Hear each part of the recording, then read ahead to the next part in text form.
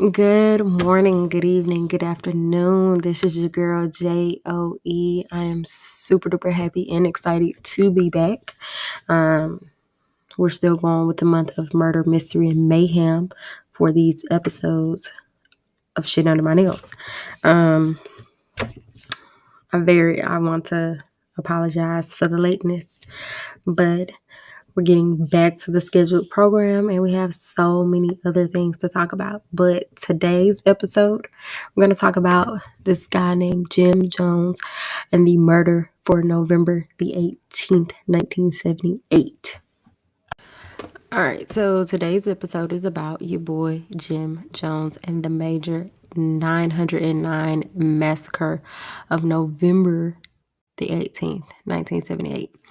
So, of course, we're going to start off from the beginning. Jim Jones was actually born on May the 13th, 1931, in Secret, Indiana. His father's name was James Jones, and he was a war vet from World War One, and Lunette Jones. He was, of course, Irish and Welsh descent. Jim Jones later claimed that he was just of Cherokee ancestry through his mother, but his second cousin basically was just like, nah, shawty, that ain't true.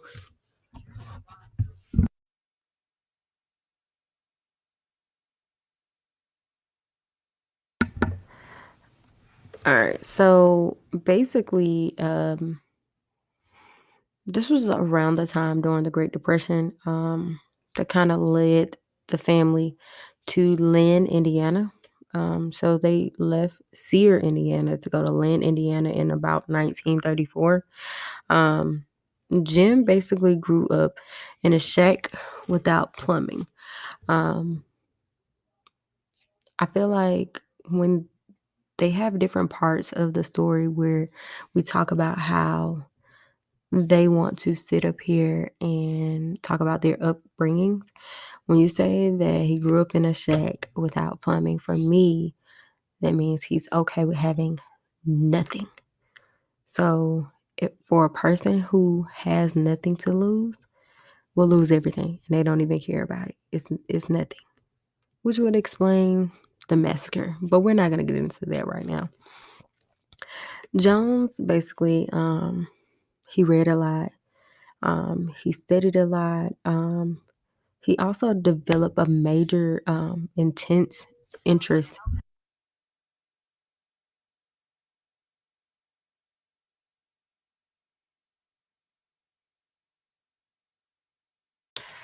All right, you guys. Okay. So Jim Jones, as a younger person, he did a lot of um, studying. He's very, very interested and had like a real major, intense interest in religion. A lot of other people, according to the research that I found, basically said that it was difficult for him to find friends. Acquaintances would call him the weird kid who was obsessed with religion and death. Um, they made allegations that he would frequently hold funerals for small animals um, that was around his parents' property. And they even said that one time he stabbed a cat to death and then gave it a funeral. Yeah,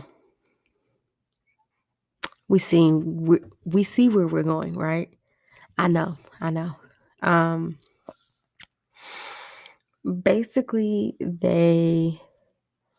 gave uh, they gave Jimmy, and that's what they called him sometimes, Jimmy a pat on the back, and they would call him like Hitler, Hail Hitler. So he already had some type of control over people at a young age. It's really, really weird, but the story is starting to make sense from the beginning to the end. Um, Joan's childhood friend both claim that his father was associated with the Ku Klux Klan, which had became very popular during the Depression in Indiana. And Jones basically recounted how he and his father would argue on issues of race and how he did not speak with his father for many years after refusing to allow one of his friends, who was a black friend, in his house. Jones' parents separated and Jones was relocated with the mother in Richmond, Indiana in December of 1948. Eventually, he graduated his high school, Richmond High School, with honors. And he ended up going to um, Bloomington University of Indiana, where he met his wife, Marceline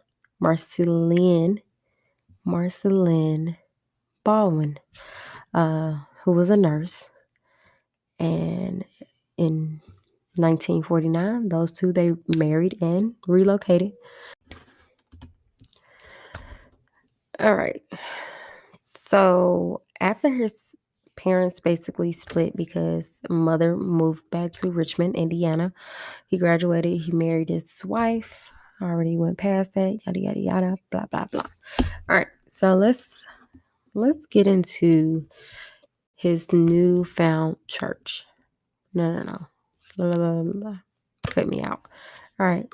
So Jim Jones attended Indiana University for about 2 years, and he took night classes at Butler University, and he earned a degree in secondary education about 1961, 10 years after enrolling. Now let's get into how he started the People's Temple. In 1951, 20-year-old Jim Jones began attending gatherings and communist parties in Indianapolis. He became harassed during the McCarthy hearings, particularly he went to an event. His mother was focusing on. His mother was basically focusing on Paul Robeson, after which she was harassed by the FBI in front of her coworkers for attending. And back then, it was still kind of segregated. So Paul Robeson is an African American, like cultural accomplishment, political activist. He was African American though.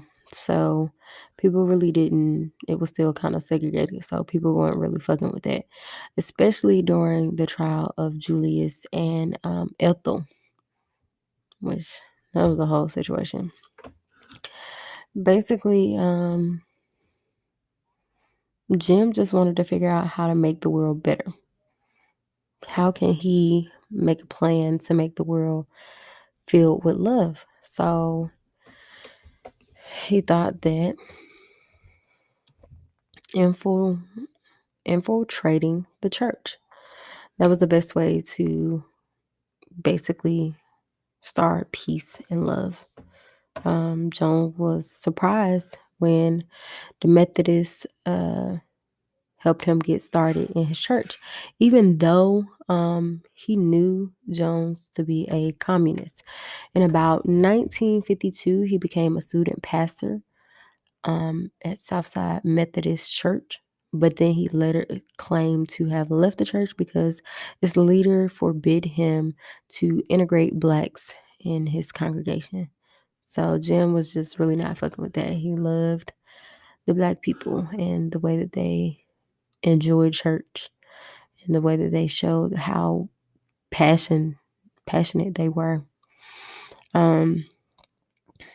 So he left, and around that time, Jim had witnessed. All right, so where was I at?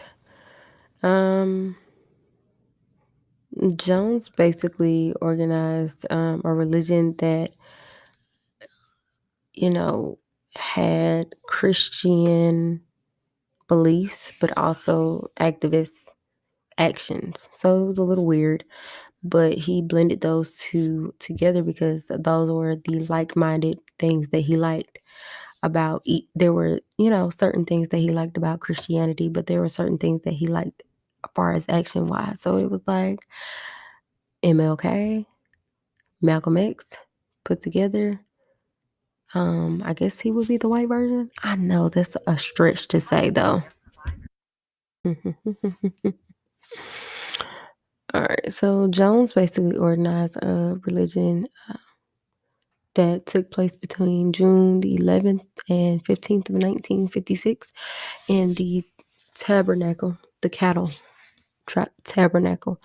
It was well known for religious figures who drew crowds. He arranged to share the pulpit with Reverend William Birmingham, um, who was a healing evangelist and religious author. Um, he was well known religious figure who drew crowds and basically did healing in public.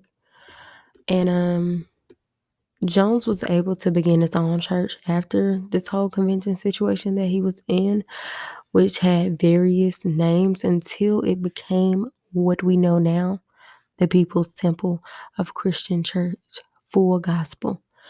The People's Temple was initially interracial mission.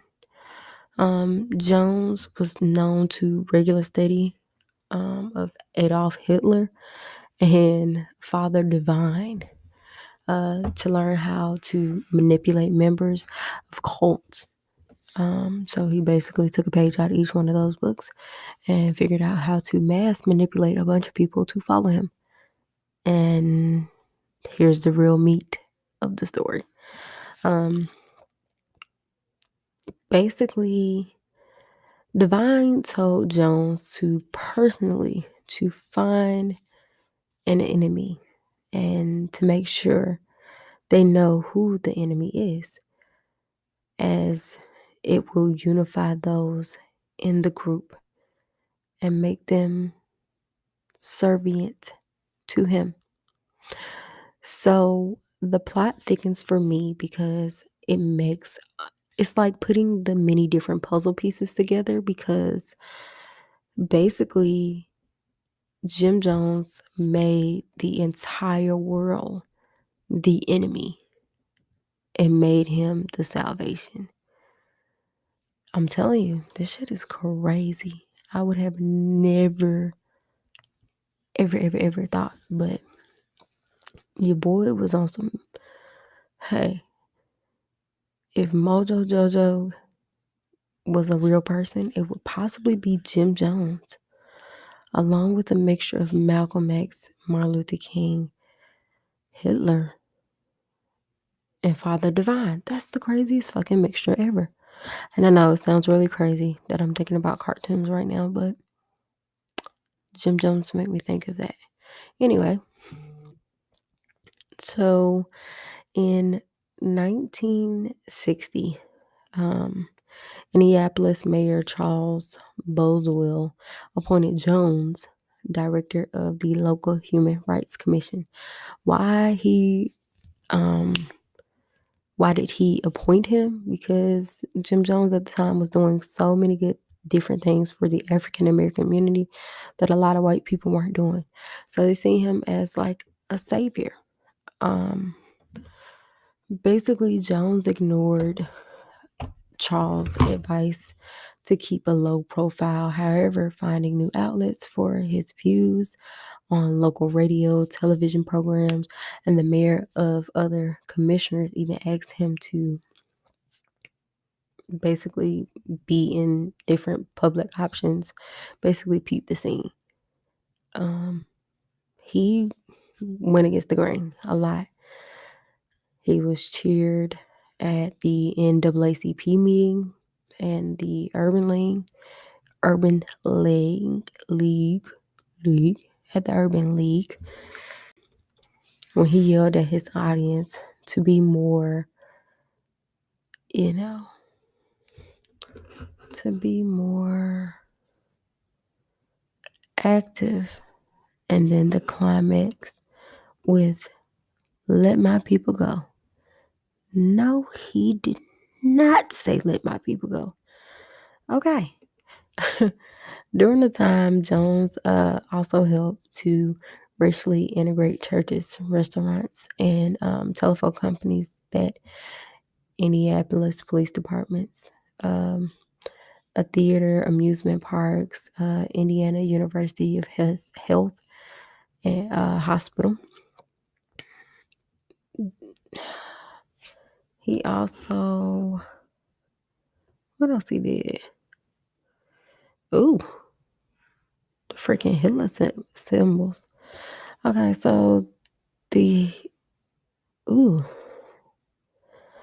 so the white people, the Hitler symbol, was painted on the homes of two black families, and Jones walked through the neighborhood comfortable, and he located the black families and uh counsel white families to not move in this neighborhood. He set up a slingshot operation to catch restaurants refusing to serve black customers and wrote to American Nazi leaders passing their response to the media. So he had this whole little charade going where he was making sure the blacks had some type of place in life. And then he also made sure that black and white people pretty much got along. If you didn't get along, you weren't for the neighborhood. And he made sure that that was like an all aspect situation. Um, I mean, again, it started good. He was kind of on a good path. Um, he accidentally placed. He was Jim Jones was accidentally placed in a black ward of the hospital after collapsing in 1961, but he refused to move. He began to make the beds and empty the bedpans of black patients. Political pressure results from Jones's action caused the hospital officials to desegregate the ward. Um, Jim was not happy. He was criticized by many, likewise by white-owned businesses and local businesses that was, basically in the area was placed on template. Um, a stick of dynamite was left in the temple. Coal pile, a dead cat was thrown at Jones' house after a couple of threatening phone calls that he got because, again, he was for the black people. He was just for desegregation and just making shit better for everybody. Um, he called it his rainbow family.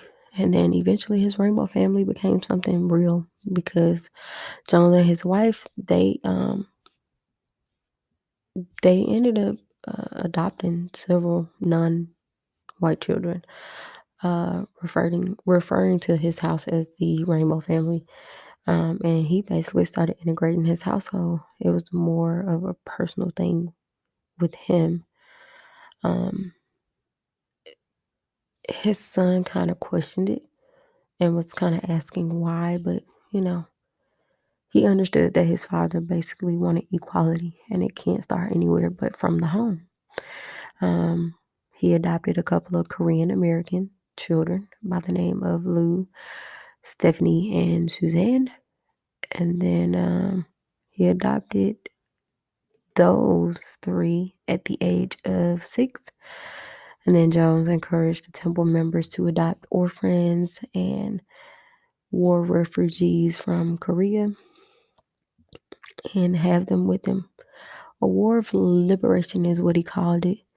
Um, it was like he was trying to give some type of major example of socialism in the North, where it had overcome invasion of South Korea.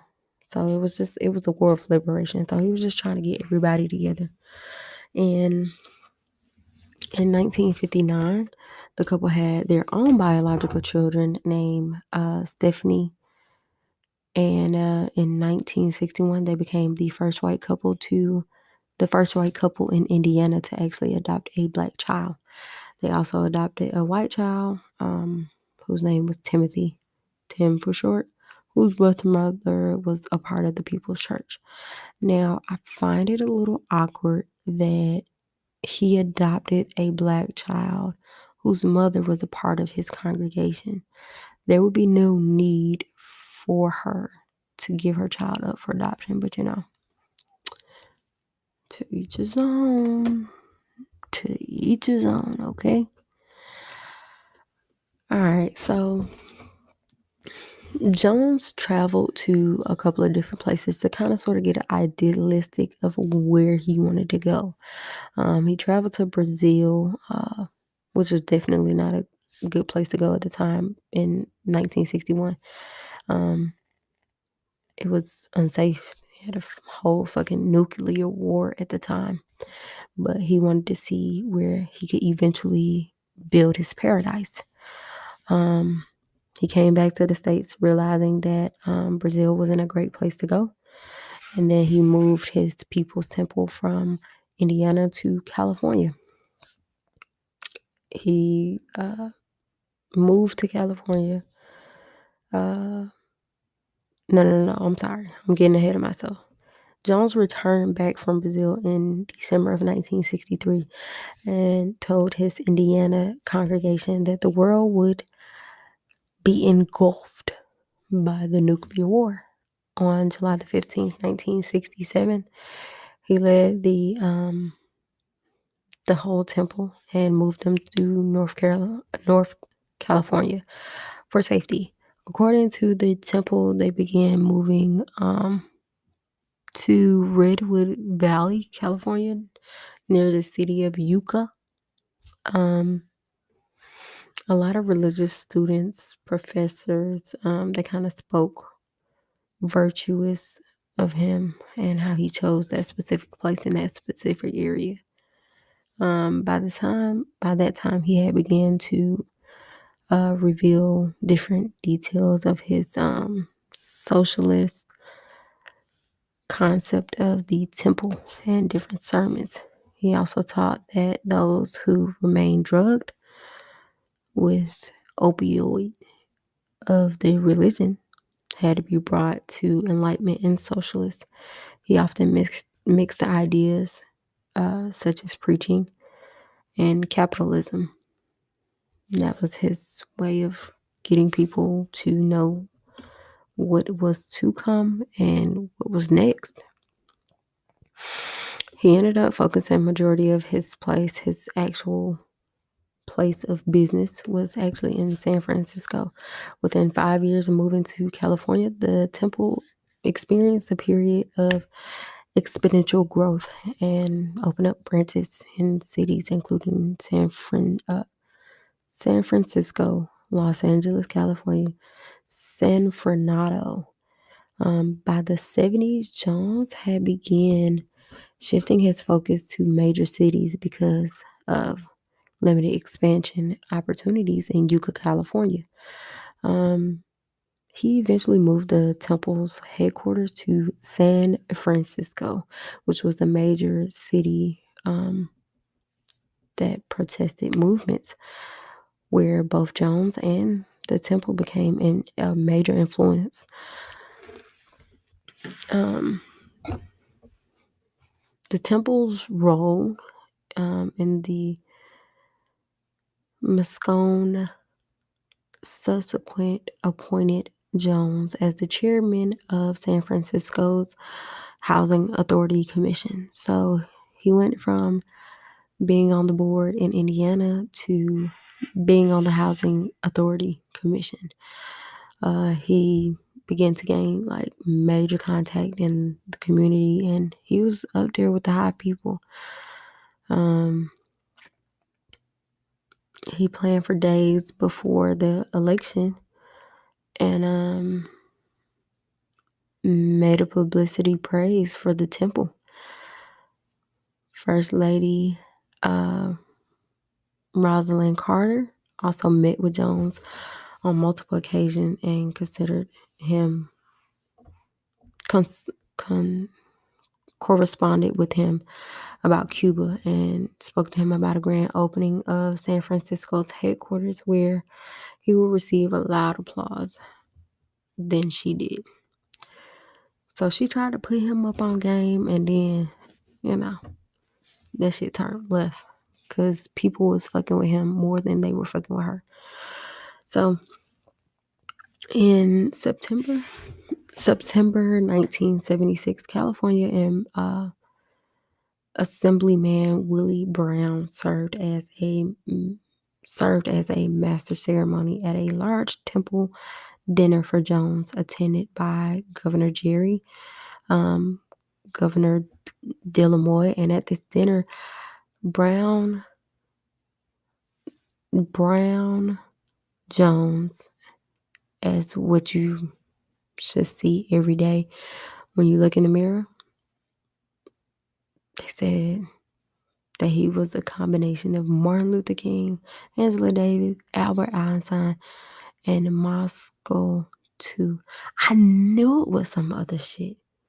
Harvey Milk basically spoke to audience during political rallies and he held a whole bunch of them at the temple, the People's Temple. Uh, Jones would basically, you know, give people that opportunity to have that same platform and that same feel and the same love and vibe that he would get on the everyday basis that he would preach at the People's Temple. Jones basically hosted a political figures at his San Francisco apartment for discussion, including Angela Davis. He spoke with different publishers about his remorse over not being able to travel as much as he would like to.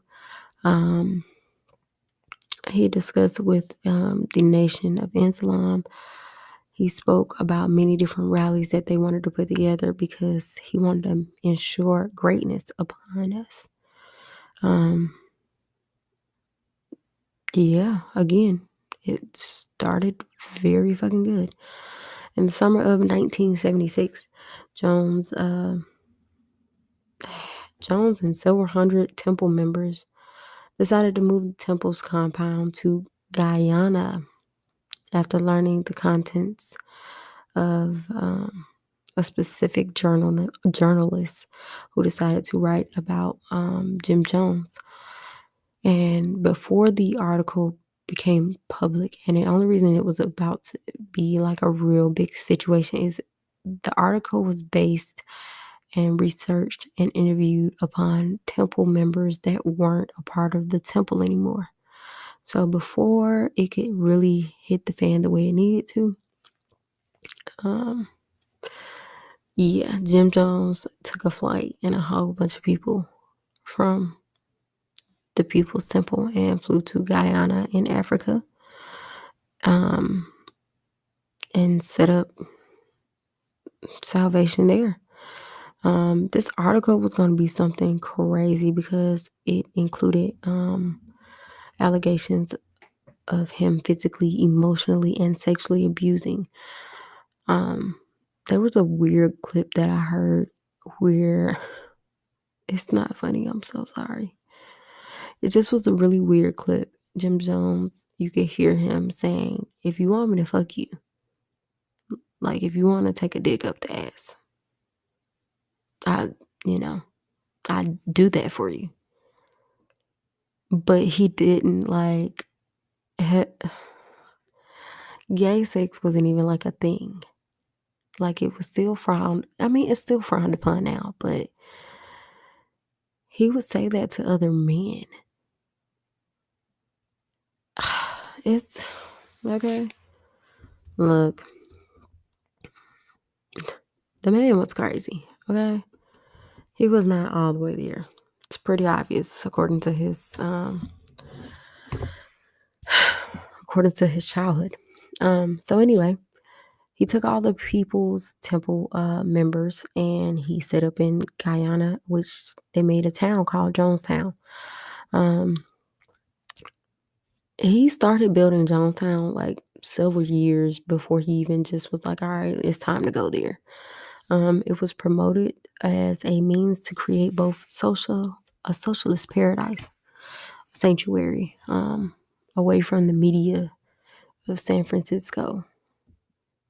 Jones just basically wanted to keep all his people at some type of disadvantage, but made sure that they were able to survive.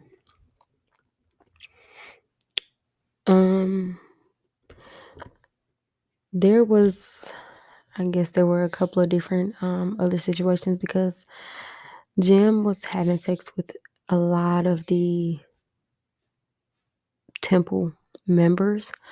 Jones claimed that he was the biological father of a child named John Victor Stolen. The birth certificate listed temple attorney Tim Stolen and his wife Grace as the parents of the child. Uh, Temple repeatedly claimed that Jones fathered the child in 1971 when he requested, oh my God. So basically, he requested to have sex with Grace, the wife of one of the Temple's attorney, Timothy, and to keep her from defecting. Grace left the temple in 1976 and had begun the divorce process with her husband because he stayed the following year. Jim basically was like, I'm taking him, I'm taking the boys, I'm taking, my son, my other son to Guyana. In February 1977, it was a big ass custody dispute between him and Grace. Um, the temple kept John, which is the baby, in Jamestown. Jones, he won the custody battle. He also fathered Jim, and he fathered a bunch of kids, okay? I don't even want to go into it. He had a lot of kids, okay? All right. So, it was a lot of shit that was going on in the States, but Jim really didn't give a damn because guess what? He was over in Jamestown enjoying the fruitful labors of his hard work. He was visited by a Congressman, Ryan. Um, what ended up happening was before, I don't know if people ever seen the show called 60 Days In. This was your boy. He was 60 days in before 60 days was in him. So Ryan was a congressman. He had, he felt like in order to get into the mind frame of a criminal or someone who does bad or good, you have to either practice the way that they are, do the things that they do, or just be in their environment. Um, he also took a camera crew to do some type of interviews, and this is how shit ended up hitting the fan about what was really going on. November of 1978, Congressman Leo led a finding fact mission to Jamestown, and they wanted to do an investigation of the alleged human right abuse. He delegated and included relatives of the temple's members, an NBC camera crew, and reporters from various newspapers came along with him. The group arrived in Georgetown in 1915. 2 days later, they traveled by plane to Port Carmana. Don't judge me if I said it wrong, because I probably did. Then they were transported to Jamestown by limousine. Jones hosted a reception and delegated the evening at the Central Pavilion in Jamestown, which Temple members basically stated how they were in paradise and that they didn't want to leave and everything was perfect according to them.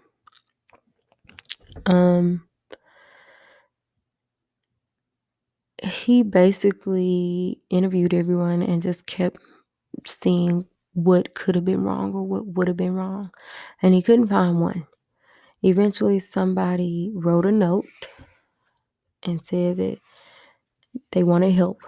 Help, please keep me. It was a folded up note that was in one of the young lady's arms, and it fell. And of course, somebody snitched and said, "Ooh, he wrote a note." And there's a picture of Jim Jones saying, "If you want to leave, you can go. I'm not holding you hostage." Yeah, it was a big scene, and people began to kind of sort of be shaky because they didn't know if dude was gonna leave or not. So Jim Jones basically appointed Leo Ryan, the congressman, as a threat. He is the FBI. He's trying to kill us. He's trying to harm us. I will make sure that I protect you and your family. So what he ended up doing was he sent the bodyguards over to the plane as Congressman Leo was deciding to leave, and he shot up the entire crew. I want to say there are maybe like 2 survivors. One of them was the lady that actually found the note, who hid behind the tire, who hid right beside Congressman Leo. But Congressman Leo, he didn't survive. He died in Jamestown in November. Like, he never made it out. At this time, Jim had been coked up on a lot of drugs, been having sex with a whole bunch of people, convinced his wife that it was okay to have sex with a whole bunch of bitches and niggas because that was what he wanted out of his satisfaction. He felt like it was in fucking paradise. But he wanted to test these people and how loyal they were to him. Um, a few days after the murder of the congressman, he basically made these people drink a juice, and this juice, he made them drink it all up.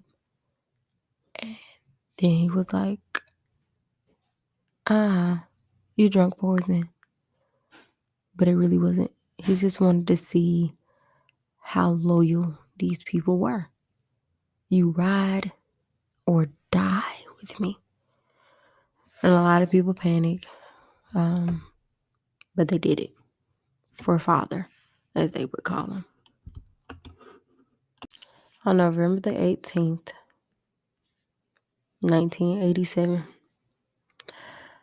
909 people of Jamestown, 304 of them were children. They died because of a poison. The FBI, it's heavy on my heart. It's really bad. So after Jim basically tried to figure out who was loyal to him, he eventually was like, you know what? This is what needs to happen. This is how I'm going to let them go. He created a large flavorless Kool-Aid, grape flavored Kool-Aid. And he made everybody drink it. He said, if you die, you will be forgiven by God. Give it to the children. Don't tell them that they're dying. Just tell them that they're going to sleep. A total of 909 people died November the 18th, 1978. There were, all the people died, including Jim Jones and his wife. Jim Jones and his wife actually died by a gunshot to the head. But it was a pretty big deal. The FBI later recovered 45-minute audio recording of the suicide in progress. Hearing people scream, hearing children cry. It was a big situation. They wanted to deem it as a murder, but it was also a suicide because a lot of those people wanted to go out that way.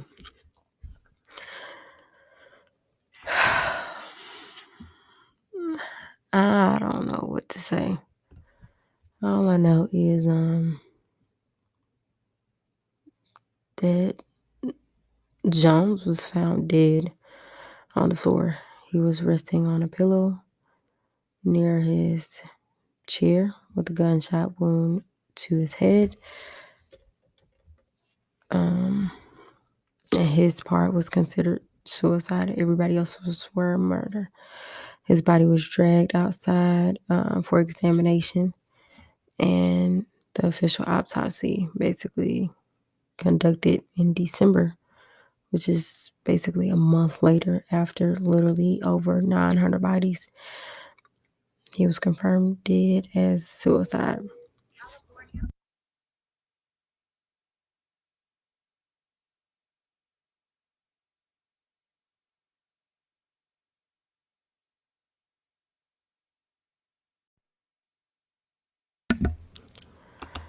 Um, so yeah.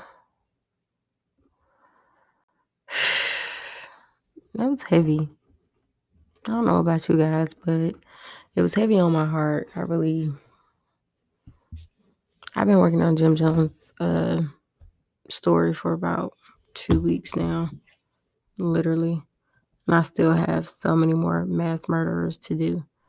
Um, hmm. How do you say not to be deceitful? Do not be deceitful. I don't know, because they did say don't trust a big butt and a smile. People still do. So I'm gonna just say always have some type of backup plan. There we go. That's my answer, right? Maybe that's not a good answer. Okay, well, if you see the red flags, pay attention to the red flags. That will be my advice for this episode, because he had many. Um, and I'm gonna leave you with a song from The People's Temple. As always, it's gonna be a beautiful day on the south side of GA. And I hope to see you soon on the next episode as well as love, peace, and harmony.